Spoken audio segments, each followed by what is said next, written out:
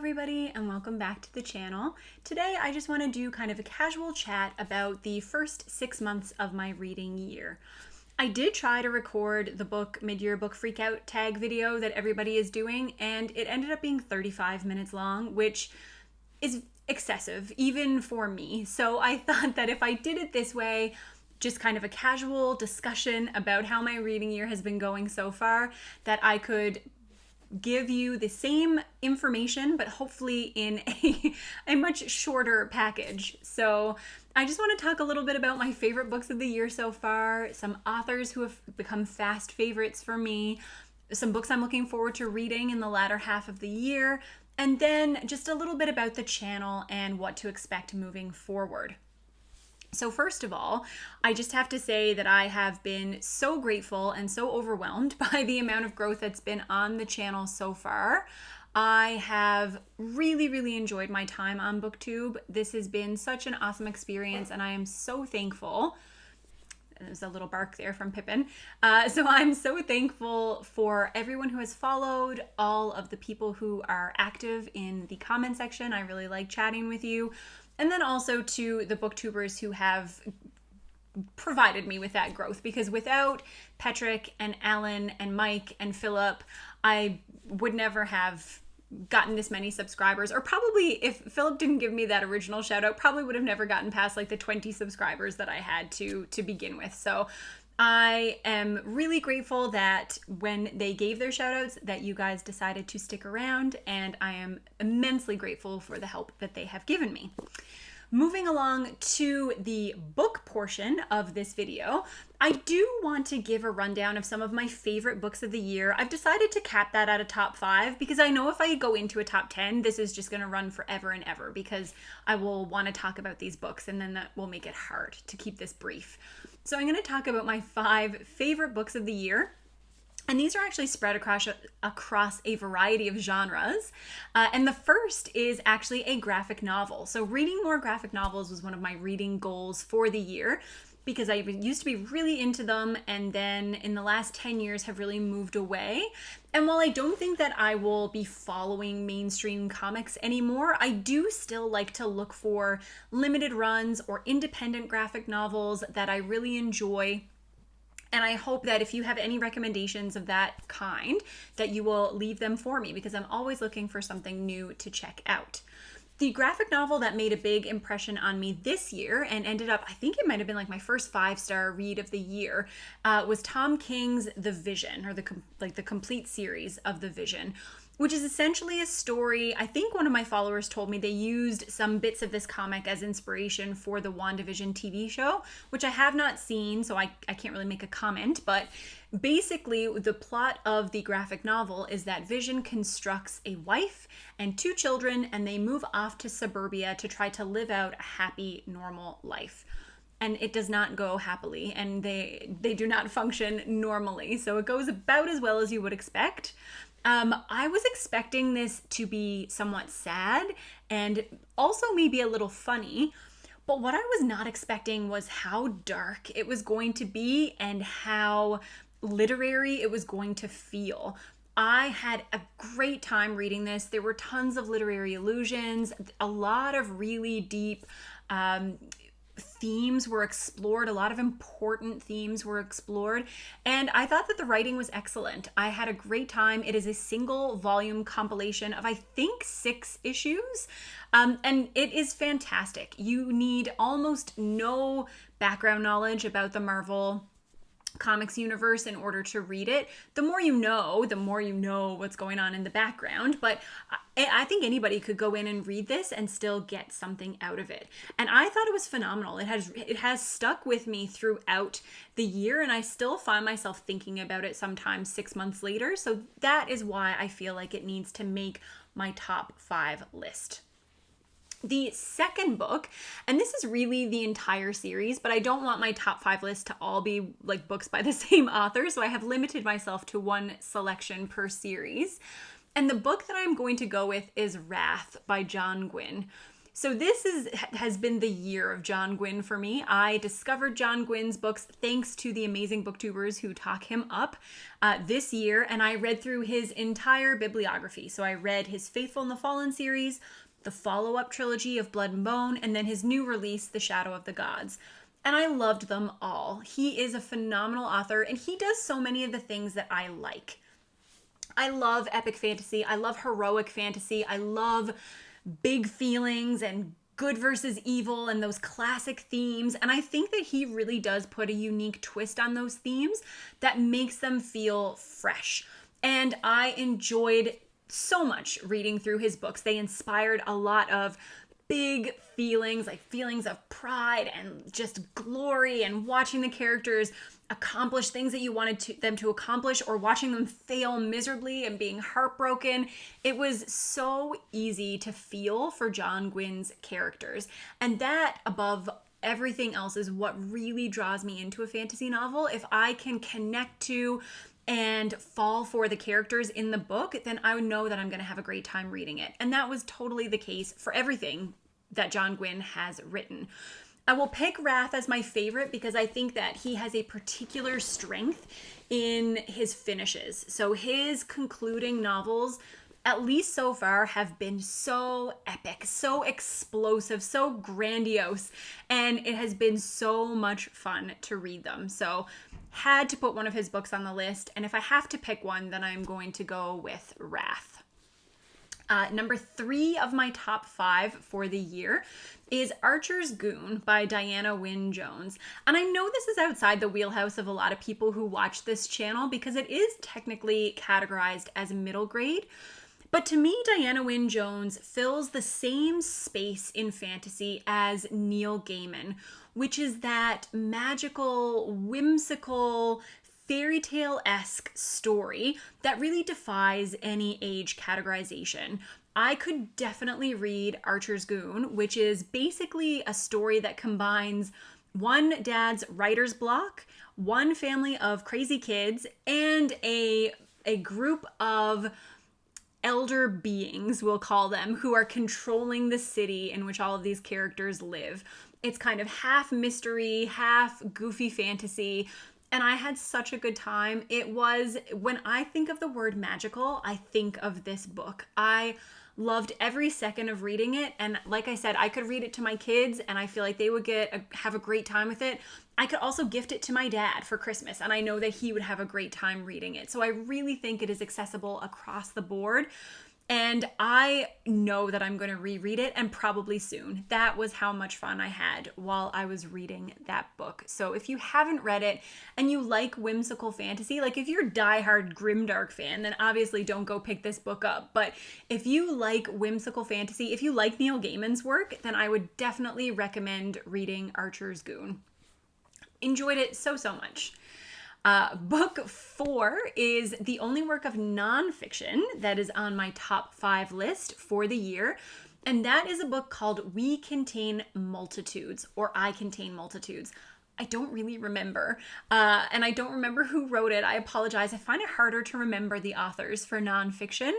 But this is essentially a book about our microbiome. So about the organisms, the microscopic organisms that live inside us and colonize mostly our guts, but the rest of our bodies as well. And it was so fascinating. If you have any interest in medical nonfiction, if you have an interest in health or nutrition, then this is such a phenomenal book. It was really well researched, so that's something that I always look for in my nonfiction. Having done or having to do critical appraisal for many years of school and having to be aware of the biases in research and in presentation, and how we are often given a lens. So we're often given good information or solid evidence-based information about a topic, but often not a comprehensive view of a particular problem, which is how, you get people who study the same things and believe kind of wildly different things about those same things, because no body of evidence is ever going to be completely consistent.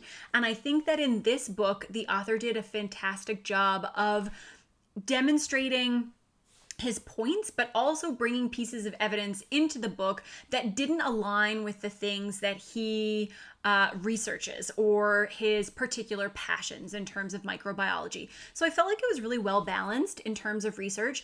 It was fascinating and kind of scary to think about how our microbiome, how the little organisms inside us that are kind of brainless and senseless, how much control they have over our bodies and how we're feeling, how we look, how we sound.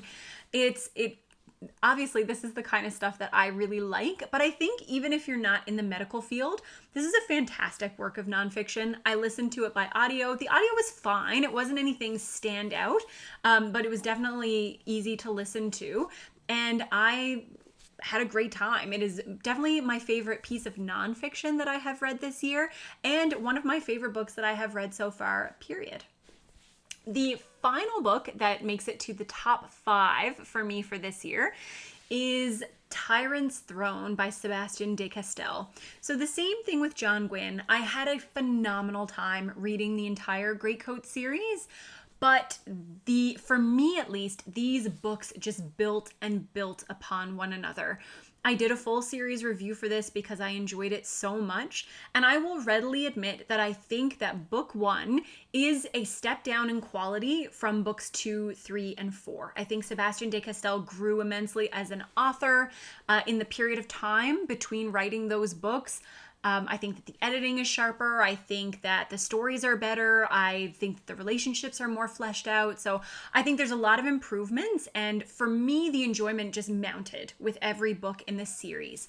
And much like John Gwynne, same thing. I like heroic fantasy. I like that swashbuckling subgenre. But I think that Sebastian de Castell injected enough darkness, enough bleakness into these books to not make them feel too tropey and classic. I think that there was enough tension within them to really raise the stakes and to make you really care about what was happening. The characters in these books have become my favorite. The main character, Falcio, is now one of my favorite fantasy characters of all time. I loved reading about him. I loved the voice that Sebastian de Castell constructed for him. I loved watching him triumph and struggle and go through this series as a complete, fully realized character. I had such a great time. Cannot wait to talk more about these books. And I'm looking forward to the continuation of the series with different characters, which I believe is now going to be coming out next year in 2022. But those are my favorite books of the year. I did a lot of rereading of books that I love, but I didn't include those on the list because they're my favorites. That's why I'm rereading them. And there were other books that I really, really enjoyed. But again, I don't want to let this get away from me too much, so I will stick with the 5 right now. Based on the answers that were given in that top 5, I obviously want to point out that John Gwynne and Sebastian de Castell have become 2 authors that I really, really admire this year. I would say I've read enough of John Gwynne now to call him one of my favorite fantasy authors. He will be an auto-buy author for me. I will read whatever he puts out. Sebastian de Castell, I have only read the 1 series, and I really love the Greatcoats, but I don't know if that means that I'm going to really love everything by Sebastian de Castell, or if this was just a storyline that really worked for me. So I'll have to give him a little bit more time, but from what I have seen, I have really, really enjoyed his work. Looking forward at the rest of the year, excuse me, I obviously want to continue reading a lot of adult fantasy. I want to continue with my other reading goals as well. There are some books in particular that are on my list to get to sooner rather than later, and I have done a bunch of videos about these, but particularly high priority books for me include Dune, which I have actually never read, continuing along with the first Law series, which I really, really love, so I'll be reading Best Served Cold this month. I can't wait for She Who Became the Sun, which is one of the 2021 releases, to come out, which is kind of pitched as a Mulan meets The Song of Achilles, 2 things that I love, so I'm really looking forward to reading that book. And I just have a list of books that I have here in my house that I really would like to get to soon. In terms of series, I really want to read the Warlord Chronicles. I've had that on my TBR for a long time. I've been really wanting to put out a video about Arthurian retellings because Arthurian legends are among some of my very favorite books in fantasy, and I feel like I'm really missing a major one by not having read the Warlord Chronicles yet. So I do want to get to some Bernard Cornwell. As I said, I really like reading the authors who inspired the authors that I love, and John Gwynne has highlighted that series as one of his very favorites. So I'm looking forward to getting to that as well. Just in terms of the channel at large, I would really like to know what you would like to see more of on the channel. I know the things that I like watching other people do, but I don't necessarily know if that's the same things that everybody else likes to watch on BookTube. So if anybody has any suggestions, anything that you had been hoping to see out of the channel, then I would love to know. I'm interested in recording so many videos. I'm hoping to do more of my fantasy masterclass. I've talked about the best prose in fantasy and the best, what was the other one? The best prose and the best characters. Goodness. And I want to talk about combat. I want to talk about atmosphere. I want to talk about so many things in terms of that series. I would also really love to do some videos, some reader's guides to some of the authors I really love, like Stephen King, Neil Gaiman, authors whose body of work I have really read extensively. And I would like to find a way to keep people a little more updated on what I'm reading on a day-to-day or week-to-week basis. I don't know if weekly updates are even a possibility for me because my schedule is so all over the place. I don't know if I could consistently be able to film at the end of a week, but if that's something that you like, I certainly enjoy watching those types of videos from the channels that I watch, but if that's something that you're interested in, then I can try to find a way to potentially swing that as well.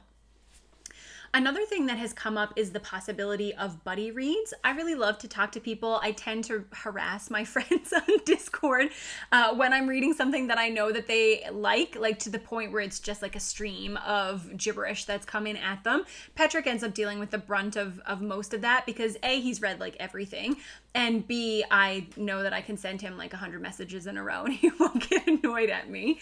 But if buddy reading is something that people who watch the channel are interested in, I have been wondering about the idea of opening up a small Discord for buddy reads. There are so many Discords to join and so many that I like kind of lurking in the background of and occasionally jumping in on that I don't know if I want to have a big Discord or even could have one. Like there's not that many people who would probably join in, but I am wondering if people are interested in setting up something small just for buddy reading, being able to chat a little bit more directly about the things that I'm reading, the things that you're reading. So if that's something that you're interested in, then please let me know. If you're not, then I will happily join in on any other buddy reads, and you can feel free to just add me as a friend and become a victim of my deluge of comments. But that's really it. This is a very relaxed mid-year update. I am very excited for the second half of the year in terms of reading my backlist, some new releases, getting to explore some new content on the channel. And as always, I'm just really grateful to have you all here and really hope that we can continue to chat about books far into the future. And I will see you with another video soon. Bye!